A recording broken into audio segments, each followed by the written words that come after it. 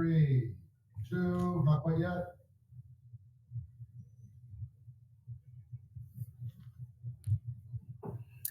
Hi, everybody. I'm Jacqueline Monteith with Frontier School Division. We're here to have a teacher perspective as a continuation on the discussion we had earlier today. However, we're not sure how many teachers out there have joined us. We had scheduled about 10 other teachers from 10 different cities.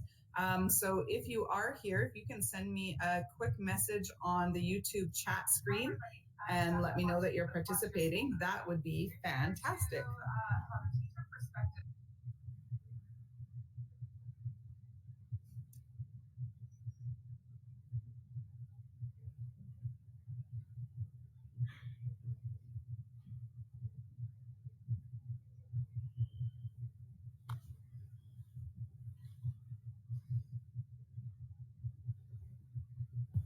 Now we've solved that problem. So, Miriam and Matt, do you want to say a little bit about yourselves and what your role here is? Sure. Okay, so my name's Miriam. I'm a teacher in Winnipeg. I teach at a high school called Sisler High School. I've been bringing kids up to Churchill for the last 4 or 5 years. Started a program actually with Jacqueline. The first time I came up to Churchill was with Jacqueline 5 years ago, and fell in love with it, wanted to bring kids up. So since then, we've been bringing students up, grades 9 through 12, up to Churchill for week-long excursions. And the point is to just explore Churchill. We don't have necessarily a science focus or a history focus or a culture focus. It's really just a tip of the iceberg program to get kids excited about the North, give them a sense of connection to the North. And so from there, I've gone on and done my master's in education, and it's in inclusive education, in fact. And so I wrote my thesis on the value of travel as a young person, using my program using this program as sort of a case study, but looking at the valuable skills that kids get from traveling, and specifically traveling to Churchill. And so looking at how it really does add to the high school experience in the way that like a French immersion program would, or taking band, or being in sports. Like, these are all extracurriculars that add to the high school experience, and travel can be one of those things. So that was the kind of the focus of my study. And we're hoping to bring kids up again in June, given that the train's up now and running. So we're hoping to get our program up again and bring more kids up. Thank you. I'm Matt Roback. I also teach at Sister High School with Miriam, and I'm a biology teacher. I teach a lot of current topics as well. We have a zoology course, an ecology course, and haven't done anything as fancy as a master's or anything, but I'm just as in love with church as Miriam is, and I'm just glad to be a part of this program because there's a tremendous amount of value to it for the kids. And right now I'm going along with the ride, and I'm sure someday in the future I'll make something a bit more formal out of it. But yeah. Thank you. So a bit about myself for people who are watching is I'm the science instructional coach with Frontier School Division. I started as a classroom teacher. I traveled north of Winnipeg for a year because I wanted to teach and travel. I ended up in Cormorant, Manitoba. So it's a community of less than 400 people. I went there for the year, fell in love with being outside, living on the lake, everything that had to offer, and ended up staying for 10 years, which really began my love affair with the North, and ended up in this position where now I travel to all of the schools in Frontier School Division and cover everything in every area from K through grade 12 science. So it's a big role, and one of the biggest advantages is that we can have the ability to have these types of connections and these conversations, and to bring together our youth to see what we want to do with this, or if we want to move forward from the conversations that we had this morning. So I see that we do have a few people watching, but we don't have anybody chatting just yet. So if you are with us, please say a hello and let us know where you're from. Because we really do want this to be a conversation, not the three of us speaking to all of you, but a collaborative conversation about if we want anything to happen from the conversation this morning. So Matthew, I'm going to start with you. And my question to you is, from the conversation we had this morning, this doesn't need to be based on water. That's our current theme, but that will change. Did you gather any ideas or any insight into how something might look if we were to approach a global project? Yeah, I got something. What stuck out was what our own Sisler kid said, something about how there's a misconception with the quality of water in our water fountains at school. And I'll be the first to admit that I would tell kids not to drink water from the fountains found in the math hallway because it tastes funny and there has to be something wrong with it. And they said they did the testing and everything's good. And then right before we left, I was walking in the hallway and both of those water fountains are shut down and no longer usable. And so I'm curious as to where they're getting or how they were conducting this data, because I would love to be a part of it. And I think if we're going to do something on a global scale, kids, I guess, would need somehow, some way to learn the basics of like that water testing, for example, right? Because I wouldn't be surprised if those students ran some water and used pH strip and said, oh, it's not acidic, it's not basic, it's good to go, but I don't know where it's coming from. And I'm afraid that their misconceptions are also being fueled by other misconceptions about maybe water. So background knowledge would need to be reinforced. Because, well, anything on a global scale, you need to have the kids or the groups sort of know what they're talking about. And in some way, at some point, there has to be a learning type of session. And I'm not sure what that would look like yet, but education before you conduct the experiment. I like that idea. It would be really interesting if we had kids from all over the place testing different water sources in their home communities, like the water fountain versus the bathroom tap versus the back of the toilet versus a pond or a stream nearby. I think you're really onto something with that, with water testing. What we could do is do a pre-stream, not a water stream, a live stream, but we could do a pre-session where, maybe we have one kit that we've chosen, one specific water testing kit that we use, show everybody how to use it and what we're trying to gain in terms of information. And then you can take that further in your own community and do like cross-comparative analysis and so on. But yeah, you're right. Having that educational session first would be very important. Yeah, and I like the idea of keeping track of one variable, right? Could be the tastiness of the water, for example, right? Because all the kids love the staff room water or the senior gym water, but not the other water. But there has to be one variable that everyone would follow, or else it could just become too complicated.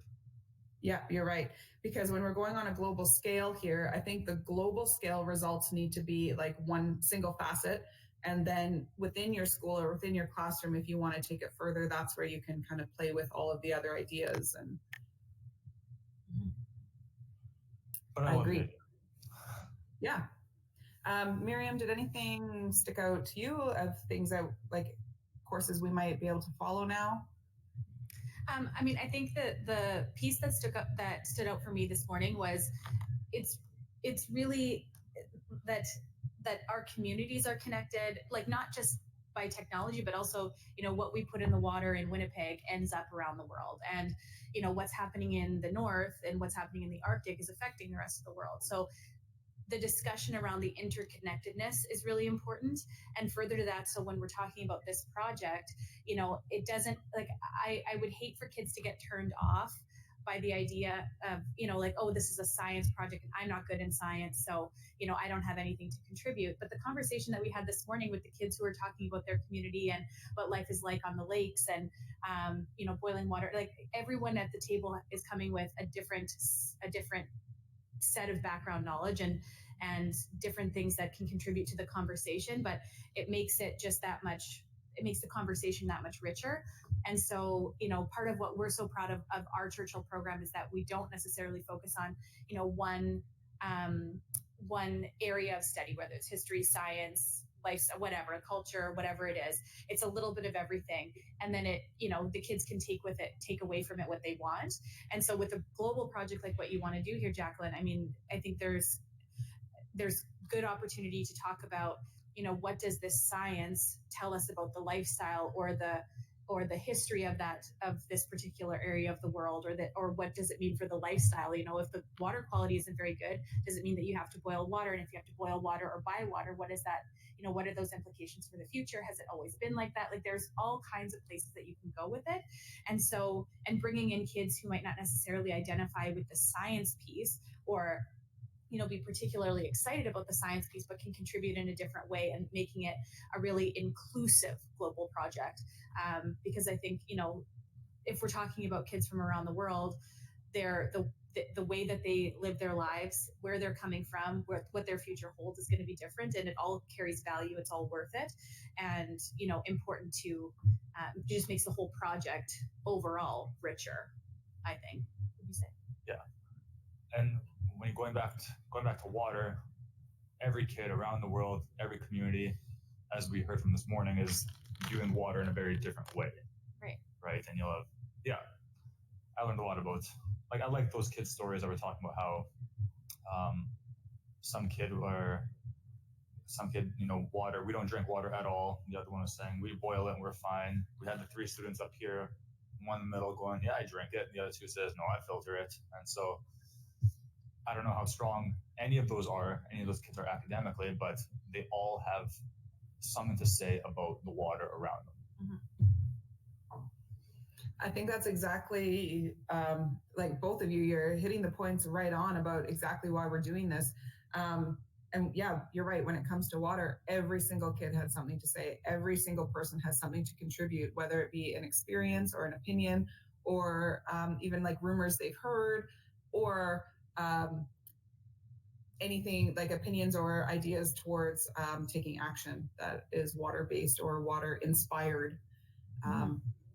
All the kids today had something to say. So we have Jana and Brittany, both from Grand Rapids. Hello to both of you.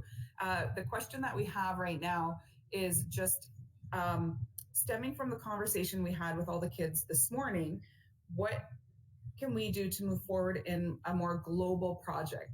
So I will be sending you the project idea stemming from this one, but moving forward into the coming months or next year, what are your ideas? And I'd love to hear from you. Also, any trends you noticed or anything that stuck out to you from the youth conversation that you'd like to contribute. And when I see those pop up, I'll share them with our teachers up in Churchill here, and we'll continue on from there.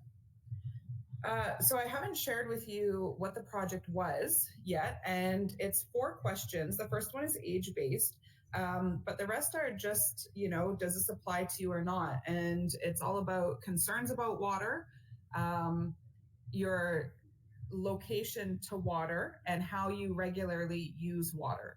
So those are the 3 questions, aside from your age range, that are on this survey. So super simple, really easy to talk about, and good like launch pads for discussion for our kids. How we use water and things like, do you personally use it for sports, recreation? Obviously all of us do for drinking water, but other areas of use, celebration, ceremony, all of that stuff. Concerns that you have about water, and also, is there a connection between our geography and how we use water as well? So those are kind of the areas I'd like to dive into once we get all of the results back. I'm hoping we get a lot of results from a lot of different communities, but we just won't know yet. We'll see how many people are into this global project idea. So Brittany, you mentioned you like how they talk about starting to have these conversations in our educational career quite early. So we're looking at, our preschoolers, our kindergarten, grade 1 kids. Matt and Miriam, do either of you have any ideas on how we could create a global project that's inclusive from K to 12, or do you see us as separating the approaches?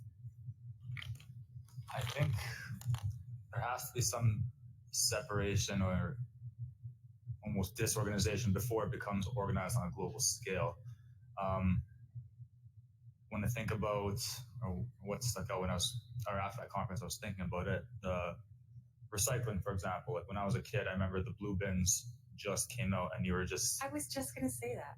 Okay, keep my going. idea. Keep going. And, I don't remember a huge learning curve, but then, the cans went in there, all the plastics went in there, and then now working at Sisler, we have green bins, and every kid is throwing their compostables in there, and I just like watching these kids like separate their food into 3 different things and do it. But I know it took time, and I know Sisler and a few other schools are doing it, and I know there are schools that aren't composting, but in bits and pieces, you are getting these people on the same page, and it will take time before it might never be a global thing or a whole continent-wide thing. But for people to buy in or get on board, I think it has to be done in smaller bursts and then be shown to be effective. So I don't know if that really answered your question, but. Well, I was going to say, like, when the kids were talking today about, one of the last questions was, why is it taking so long? Or, what do we actually do now to take action? Like, I remember being in high school and having recycling bins for the first time, and they stood out like a sore thumb. Like, everyone was talking, it was like this big thing, because in elementary we didn't have that, but now the recycling bins are everywhere, and it's just part of normal life. Well, at our school anyway. I don't know. And now we also have composting, and so the kid, it just becomes part of their normal day to day.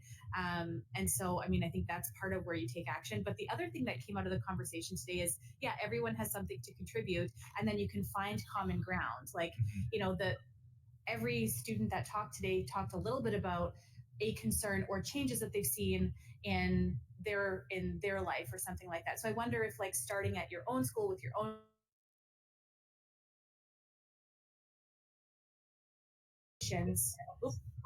these global conversations once or twice a year to connect and go, okay, so where are you in your project? What are you guys working on?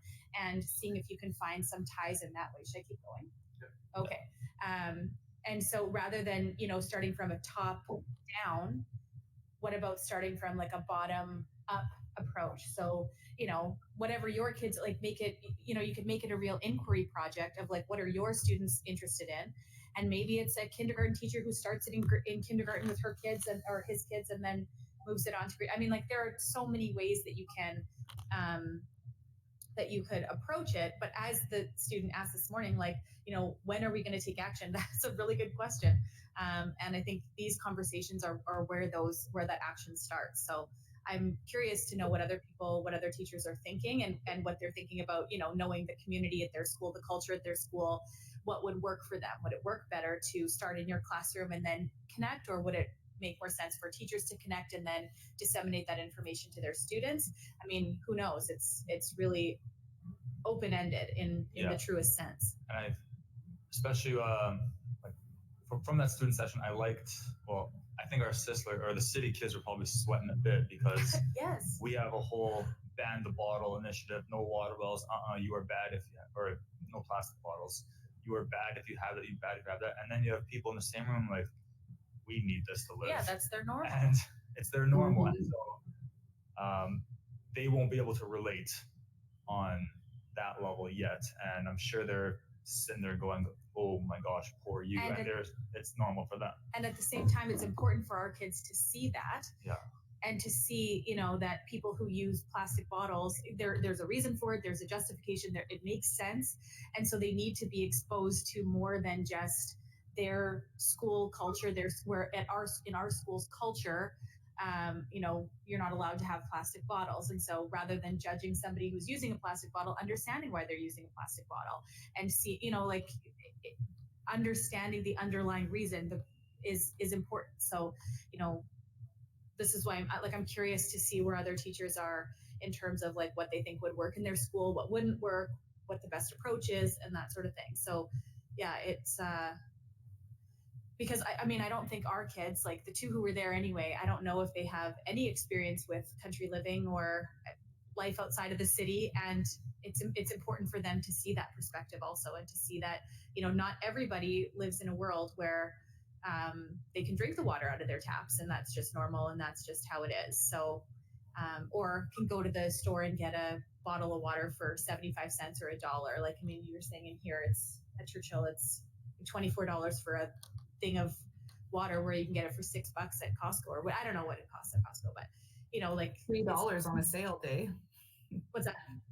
$3 for a case of water, like a 24 pack on a sale. Yeah. And so, I mean, our kids need to be exposed to more than just their bubble. If we're trying to make global citizens, they need to know more than their bubble. Absolutely. You hit on some really good points, and I really like your approach of inclusivity. So when we're talking about something large scale, we need to make sure that it's not one faceted, that we have, you know, kids from all different perspectives participating. It gave me an idea, and I'm just kind of writing as we go here. It gave me an idea that perhaps what we could do is, from the communities who are active in this, we could have their students write up like a one-page profile about themselves or about the school or about the community, just with some basic information that people need to read and understand, so we know the different perspectives. Mm-hmm. Even though this morning all kids had something to say, they didn't have a lot of time to get into the details of what life is like in their situations, whether it was from Winnipeg or Churchill or out in the bush, or our folks who were participating online. So yeah, doing like a school community profile or summary so that other kids can find out about who they are. And that'd be a great conversation piece between students. Imagine having those kids in the same room and be prepared with talking about how they use water in their everyday lives. I think that conversation would have gone a lot more differently if they were a bit more confident, or if they had that, like, I know exactly what I'm about to talk about. And maybe in the next, or I think that'd be a great next live stream or pre-stream or whatever you call it. That's a good idea. Where everyone is talking about, this is how water is being used in my life. Here's the good, here's the bad, here are the things that I think other kids have better than I do. Here's how I think I have it worse, and just, I don't know, blowing some student minds with it. Yeah, I think so. I think you're right. And I think part of the vision that we have would be to bring these kids together. And we have some comments here from Grand Rapids. So thanks, Brittany, for being patient. I'm going to speak on your behalf here. Brittany says, or Brittany and Jana are saying that they have a hydro dam in their backyard, which is something in their community study that they approach in schools and talk about quite a bit.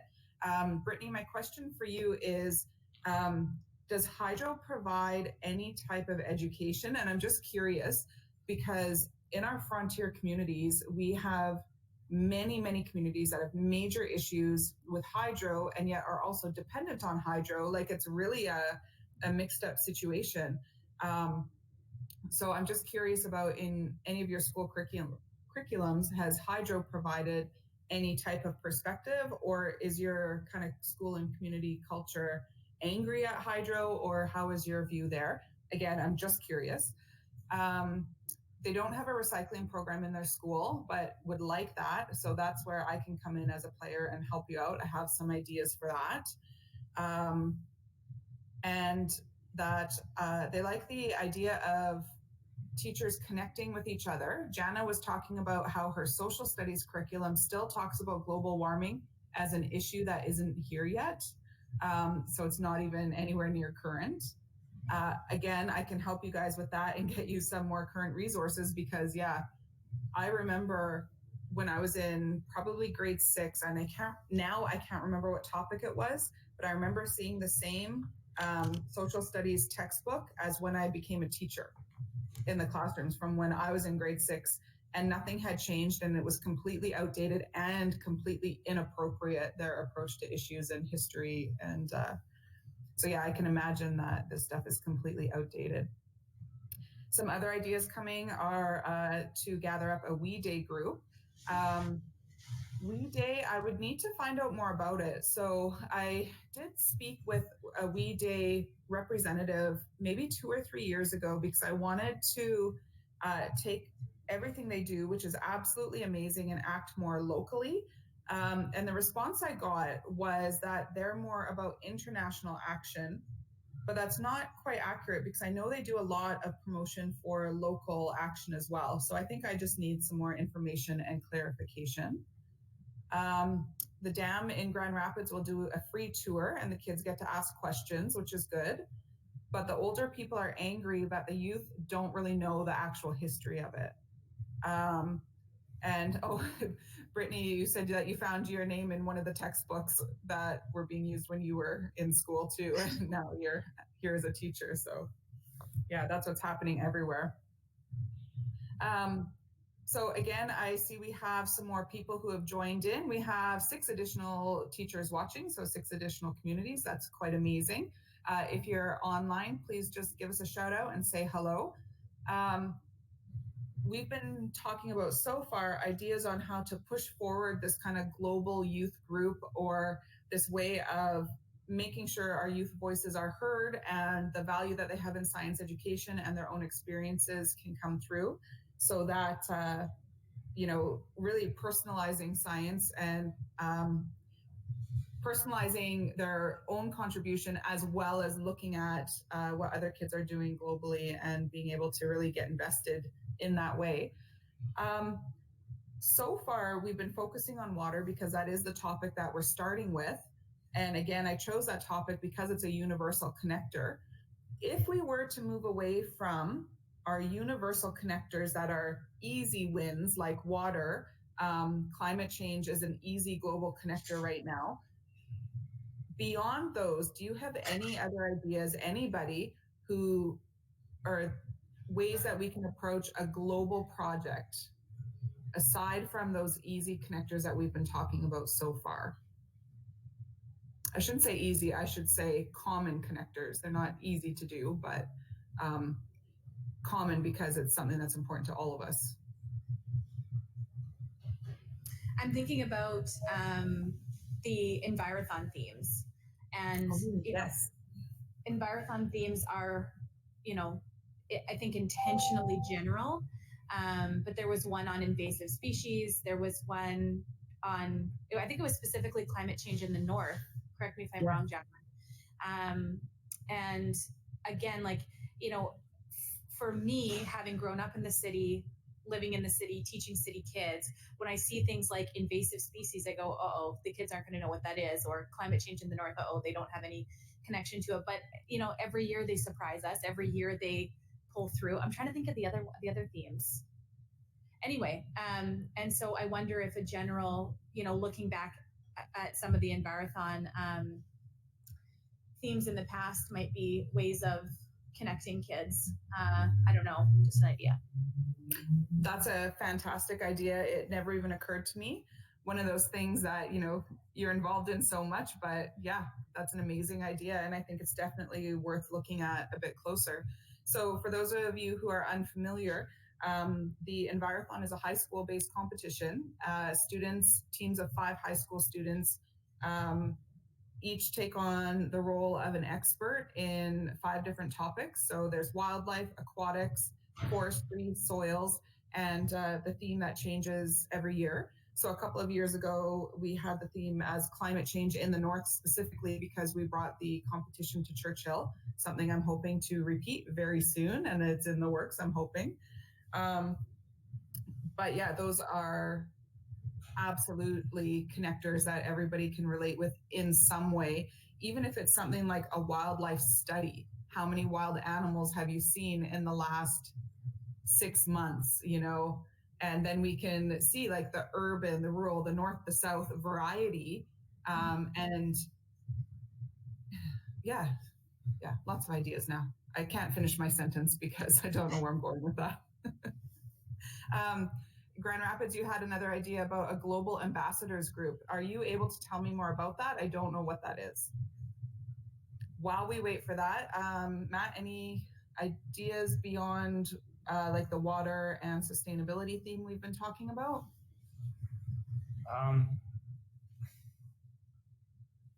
Because it's so mainstream, no. Like that student said, how why is it taking so long to take action or something? We're only taking action now. It almost, why not run with it?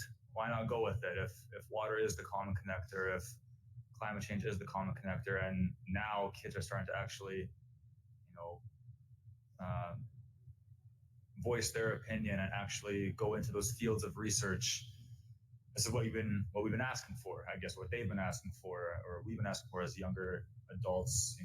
Climate change, recycle, and we're doing something with it. Why not let them roll with it, and why not add more to it? So I'm kind of fixated on those common connectors as well, and because I like what I'm seeing right now.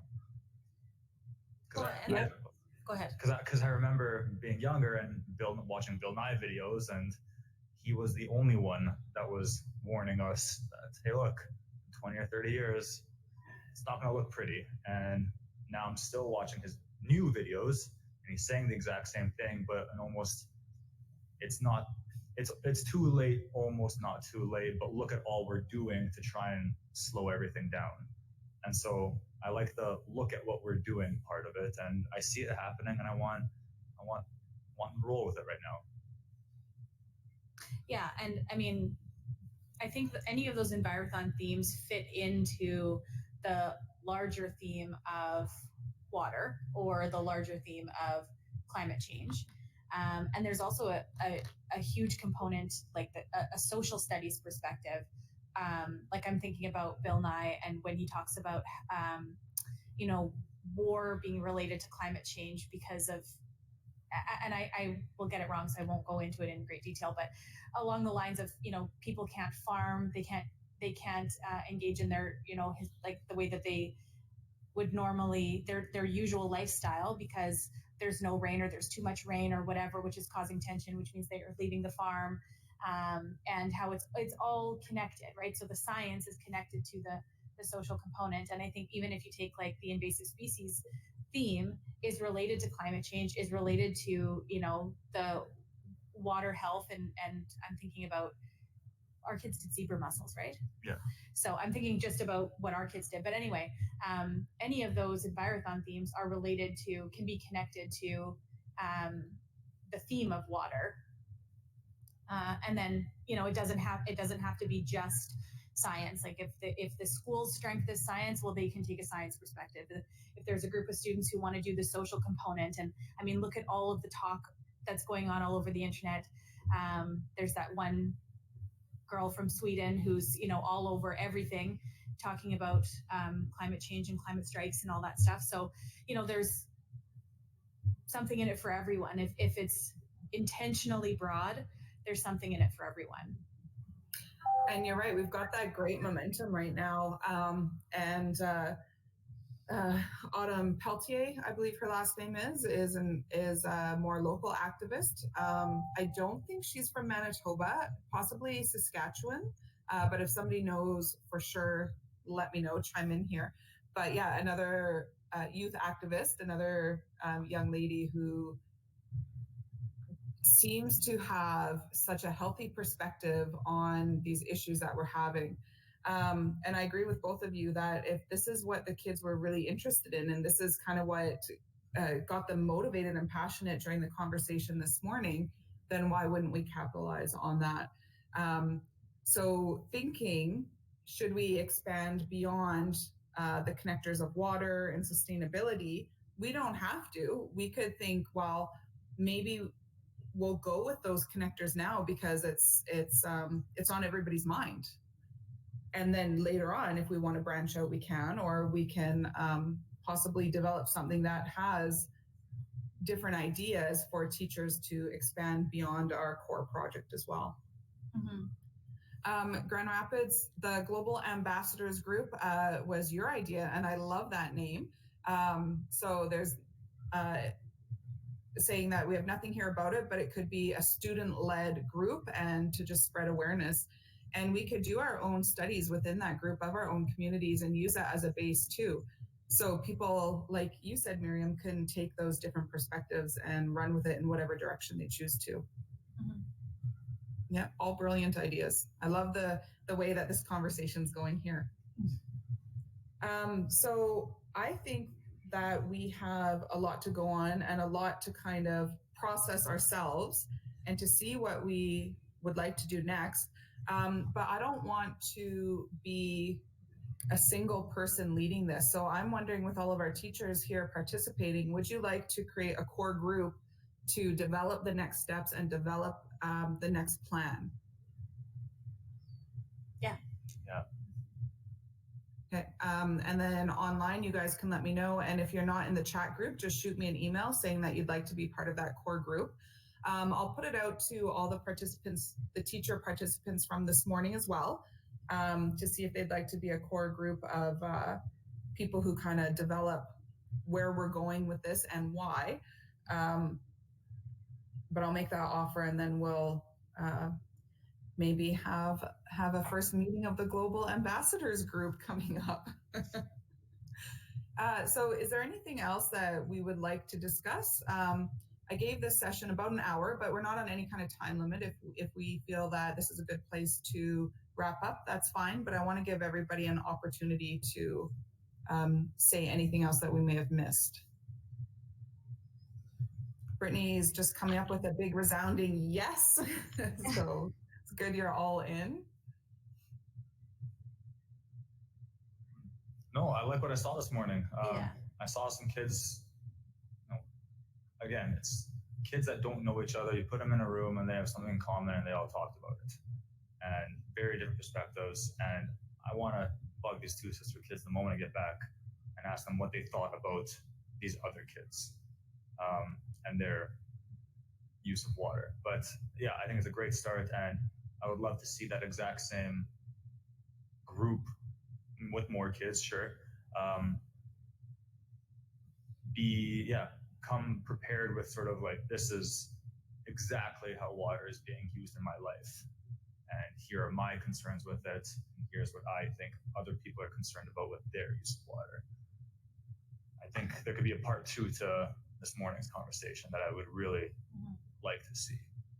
And maybe that part 2 starts with that profile that you were talking about, Jacqueline. So the teachers can meet to create, I don't know, maybe some kind of a questionnaire or some kind of a like just general profile like questions to then take back to their classes.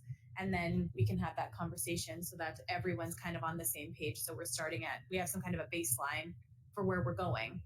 And we don't need to know where we're going, but if the plan is to start with those profiles, teachers can get together to, knowing their kids, but get together to create some kind of a questionnaire that the kids fill out.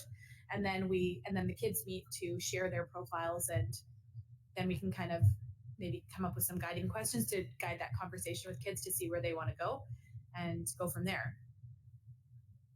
I have a feeling this is going to grow and develop quite quickly. I think that after we get the survey results done in January, we could probably have another session like the part 2 in pretty short order. I would like to continue this school year and then develop something much larger for next fall, where we possibly do get the kids together in the same room and have these kids and teachers and have these important conversations with everyone. And I'm hoping that room is right where you guys are. Okay. Yeah, and we can find a way somehow, because we have the drive, we have such high intelligence levels of our kids and such high awareness levels. We have great motivation from our teachers. This morning we had 1,200 participants, so the need and the desire is out there. We have the technology.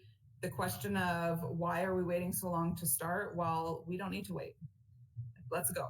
So I feel pretty good about that. I feel pretty good about where today went. Good. Us too. Yeah. Good. Anybody online have any last comments? We'll give you a moment to chime in before we end the session here.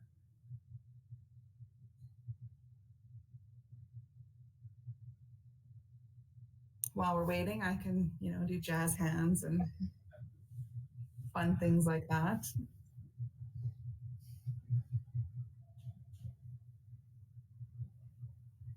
Okay, so I don't see anything just yet, but please, people who are watching online, reach out to me, email me with your ideas, your contributions, questions that you have, anything and everything.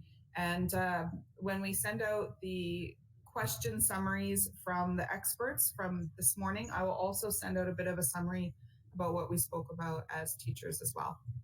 So Matt and Miriam, if you guys can just stay on the line for a few minutes, but we're going to go offline with our YouTube channel. So everybody else, thank you so much for joining us, and we'll be in touch with our next steps. Have a great afternoon.